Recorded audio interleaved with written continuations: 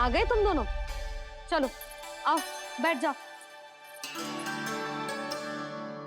जशोदा जी बता तो दो, सवेरे सवेरे क्यों बुलाया है हम सबको? रुको, इतनी शीघ्रता क्या है? पहले इन बालकों को कुछ खिलाने तो दो। अभी खेलने निकलेंगे ना, पूरी दोपहरी दिखाई ना देंगे।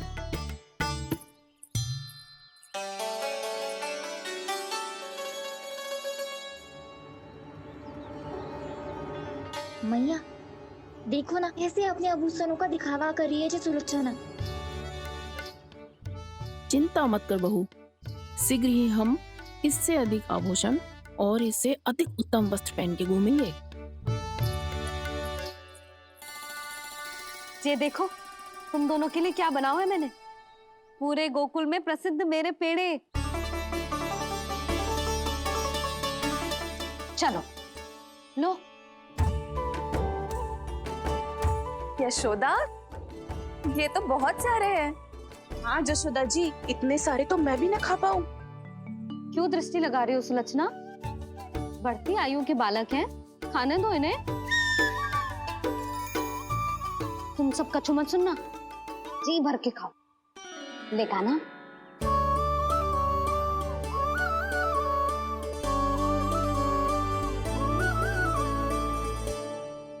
हे नारायण, मैंने अपने कान्हा को जो सिखाओ है, बस वे उसे स्मरण रखें और उसका पालन करें। ले और ले। ले ले।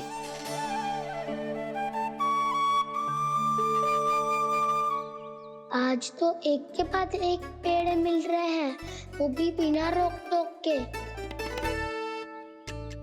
मैया 2 के बाद तीसरी मिठाई बड़ी कठिनाई से खाने देती है, पर आज सादा लाड पेड़ों के माध्यम से जिता रही है।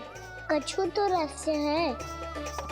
प्रभु, क्या आप भी वही सोच रहे हैं जो मैं सोच रही हूँ? कोई परीक्षा तो नहीं ले रही है ये? किस सोच में पड़ गए तुम दोनों?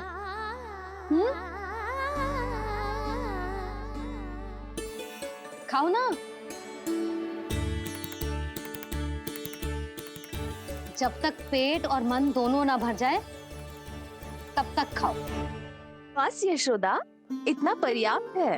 अरे ना जिज्जी, घर के शुद्ध मावा और गुड़ के बने, कितना भी खा ले कोई हानि ना होगी। लो और लो।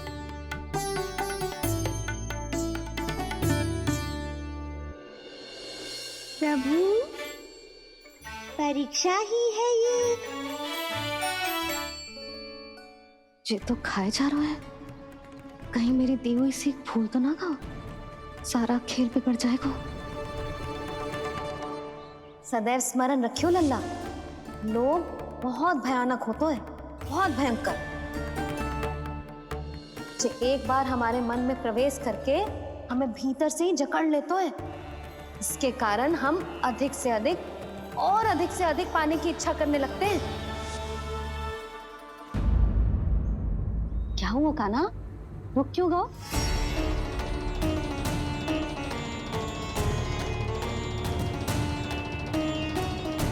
आपने तो सिखाया था मैया, जितनी आवश्यकता हो उतना ही लेना चाहिए, लोभ कभी ना करना चाहिए। बहुत बुरा राक्षस है लोभ।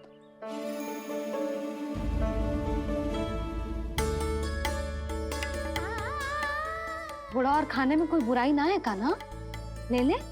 ना मैया, लो मैं अधिक खाऊंगा तो फिर पेट पकड़ के बैठना पड़ेगा।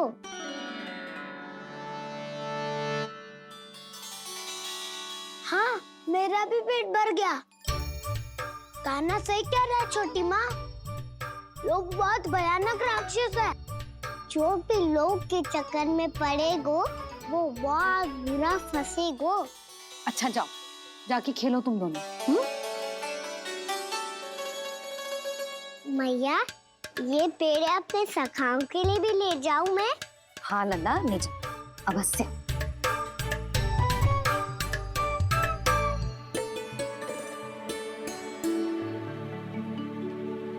देखो, जो बात इन नन्हे से बालकों को भी समझ में आ रही है, वो तुम सबकी समझ क्यों ना आ रही?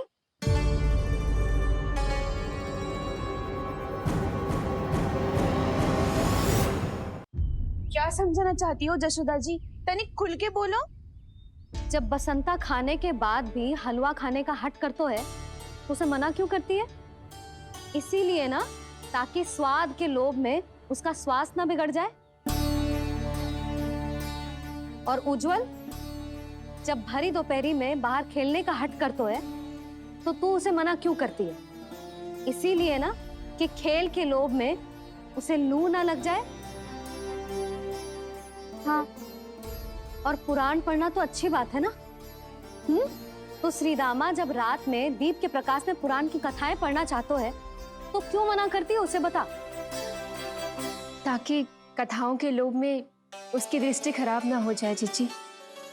तो इसका अर्थ तो यही है ना कि लोभ चाहे पेड़ों का हो, चाहे पुराण की कथाओं का हो, या फिर अधिक धन अर्जित करने का हो, लोभ सदैव हानिकारक ही होता है।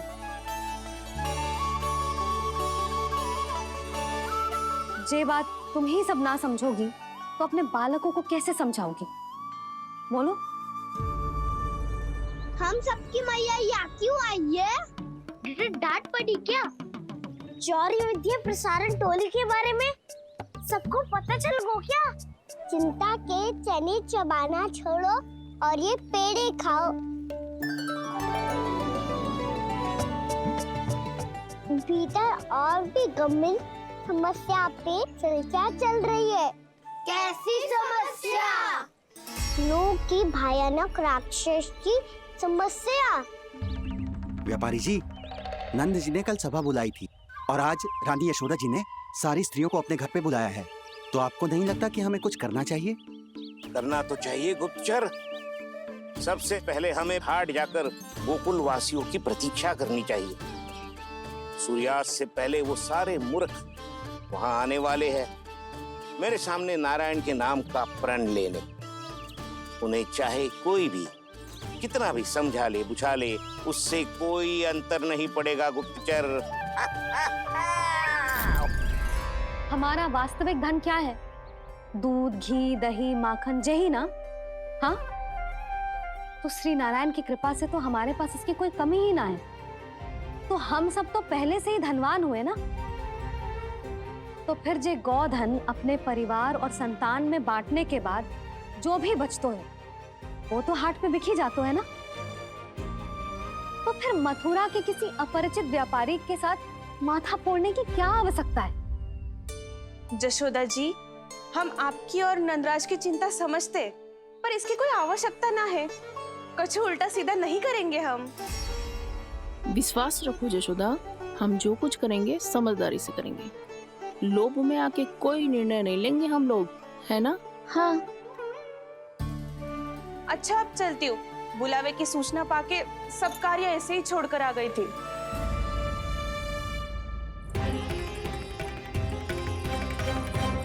अब किसको घेलियो? लोभ के भयानक राक्षस ने। ये तो तभी पता चलेगा जब वो सब बाहर आएंगी। तब तो सबको बहुत ध्यान से देखना पड़ेगा।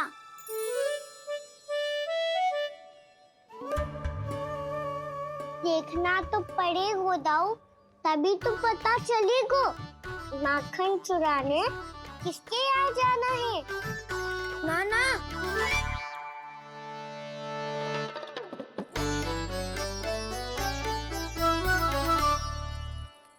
लोग का राक्षस तो उनके पास दिख ना रहे हुए है।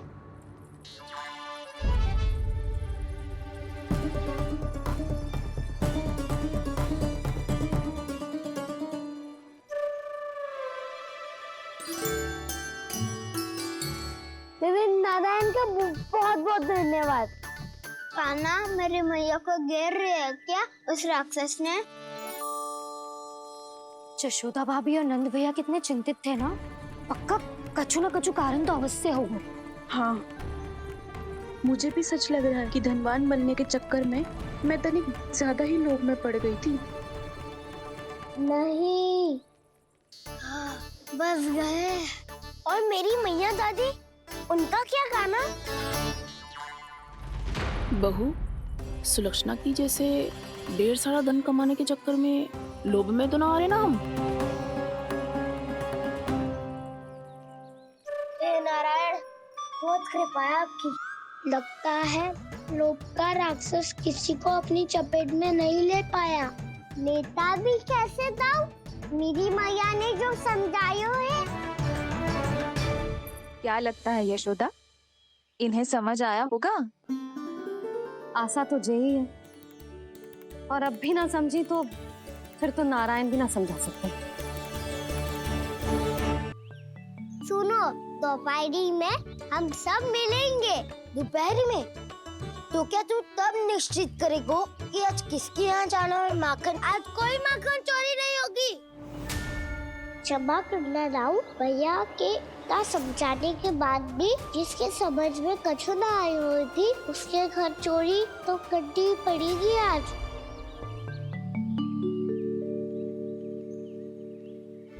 व्यापारी जी, सारी स्त्रियां एक साथ यहीं आ रही हैं। मेरे चक्रव्यूह में फंसने की इतनी शीघ्रता कि संध्या तक भी नहीं रुक पाई।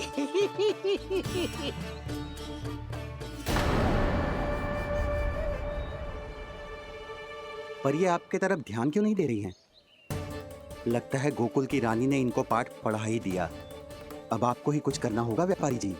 करूंगा, अपनी चाल सबसे अंत में चलूंगा, किंतु अभी उनके लिए एक घोषणा ही पर्याप्त होगी।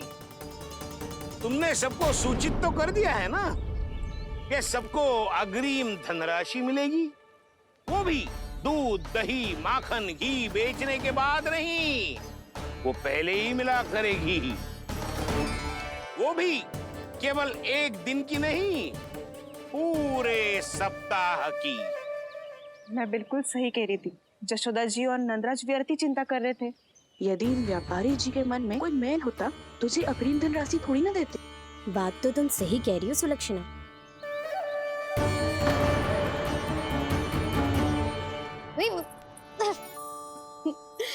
कितनी शरारत करते है तू? काजल लगाने दे मुझे। भैया पहले मुकुट लगाओ ना।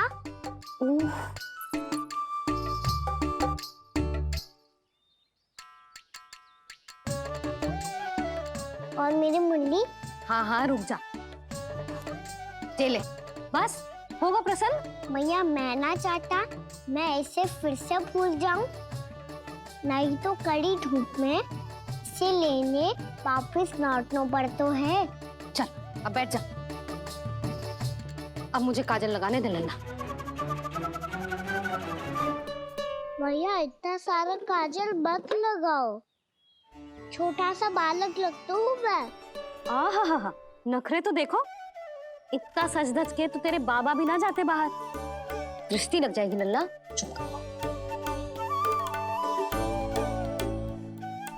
उनको तो आ सकता ही ना है मैया, वो तो गोकुल के राजा है।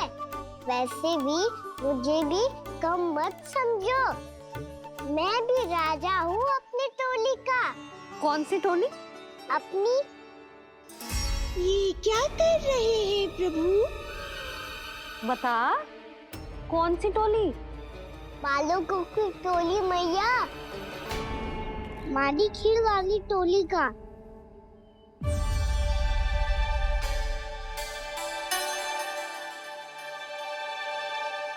क्या हुआ जी? देखो जी, आप इतनी चिंता मत ही करो। आप गोकुल के राजा हो और जे बालकों की टोली का राजा है, तो मैं भी जसोदा हूँ, मैं कोई कम थोड़ी ना हूँ। मैं भी गोकुल की स्त्रियों की रानी हूँ। मैंने सबको समझाओ है, सब समझ गई हैं। उपनंद भैया से बात करके आ रहा हूँ अभी। पता चलो है कि उस व्यापारी ने अग्रिम राशि का लोभ दिया है सबको। मुझे ना लगता तुम्हारे समझाने का कोई लाभ हो। अभी तो ये सब समझ के गई, बोल के भी गई कि अब उस व्यापारी के फेर में ना फंसेंगी। इतनी शीघ्र पलट गई। इन सब में अपनी बुद्धि ना है क्या? जब कोई विकार मन में बस जाता है ना यशोदा, तो सूझबूझ सब समाप्त हो जाती। तो मुझे ही कच्चू करना पड़ेगा। मैया मैं जाऊं? हाँ तू जा।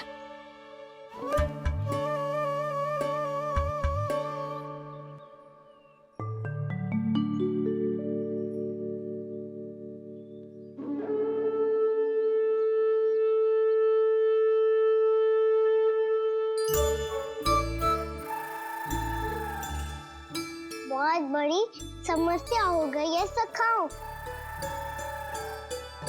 कैसी समस्या? लोभ का भयानक राक्षस कहीं ना गयो, वो अभी भी यही है। मुझे पता था। और इसका सबसे अधिक प्रभाव तो मेरी मैया और दादी पर ही हुआ है। तुम सच कह रहे हो उज्जवल? हाँ। अरे कछु ना बलदाऊ, जे बड़ बोला तो ऐसे ही बात करते रहेगा बड़ा चढ़ा के। बड़ा चढ़ा के नहीं बोल रहा हूँ मैं। आज से घर पे दूध दही माखन घी सिर्फ एक बार ही मिलेगा। पर क्यों? ताकि अधिक से अधिक दूध दही माखन घी बचाकर उस व्यापारी को 2 गुना मूल्य पे बेचा जाए।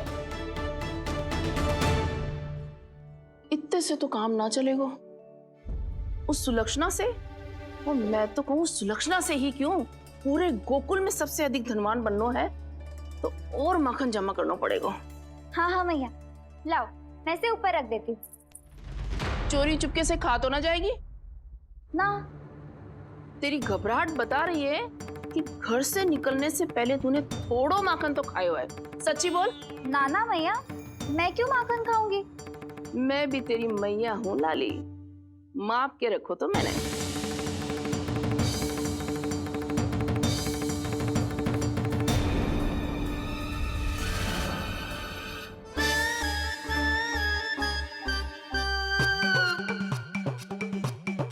हाय रे, तूने तो सच्ची में माखन खायो है।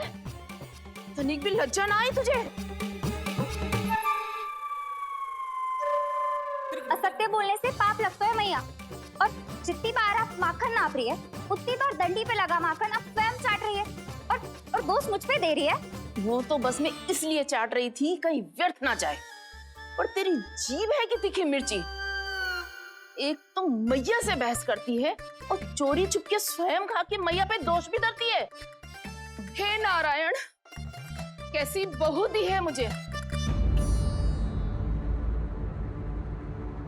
जा दूर हो जा मेरे कक्ष से। और माखन के तो आसपास भी दिखने की आवश्यकता ना है। इस चटोरी को तो कोई भरोसा ना है। माखन को तो सुरक्षित स्थान पर रखना पड़ेगा।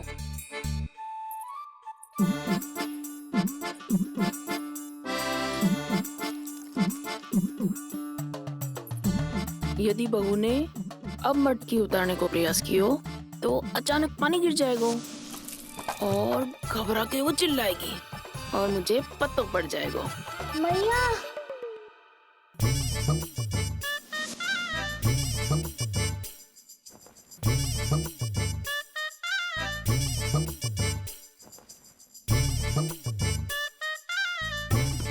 ये माखन तो मैं किसी को छूने भी ना दूंगी, तभी तो बनूंगी धनवान, बहुत धनवान। मैया माखन बेचने कहीं अकेली ना निकल जाए। ये तो पता भी ना चलने देगी कि कितना धन मिलो है। इन्हें अकेली धनवान ना बनने दूंगी मैं भी बनूंगी धनवान, बहुत धनवान। पहले तो जब चाहे तब भरपूर माखन खा सकता था, पर अब दोनों तो ऐसे संभाल के रखती हैं कि जैसे माखन की मटकी ना स्वप्न का कलश हो। मेरे यहाँ भी ऐसा ही हो रहा है। नारायण का बहुत बहुत धन्यवाद। नंजी और जशोदा जी की बातों में आने से पहले ही सत्य का पता चल गया।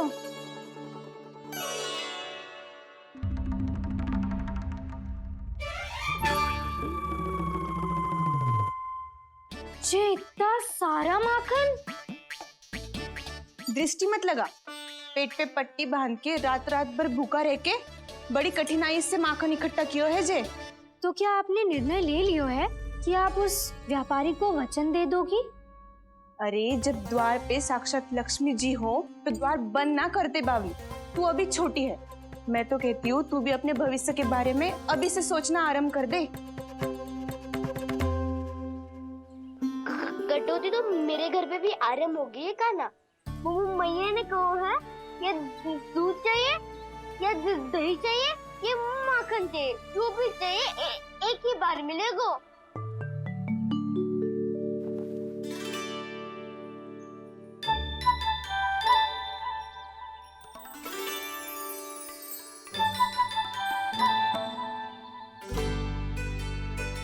तब हमारी टोली को ही कुछ करना पड़ेगा। तुम सबको तुम्हारा अधिकार मिले, ये हमारा कर्तव्य है।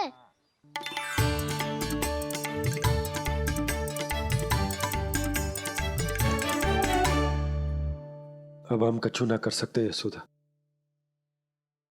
यदि अब मैंने उन्हें रोको तो उन्हें लगेगा कि मैं उनसे उनकी उन्नति का अधिकार छीन लूं। दूध दही माखन पे सबसे पहला अधिकार बछड़ों का होता है, फिर घर के बालकों का, और ये अधिकार हमें दिलाना चाहिए, है ना दाऊ? मैं सब समझता हूँ काना, तुम मुझसे इसलिए पूछ रहे हो ताकि तुम माखन चोरी की योजना बना सको, पर मैं तुम्हारा समर्थन नहीं करूँगा।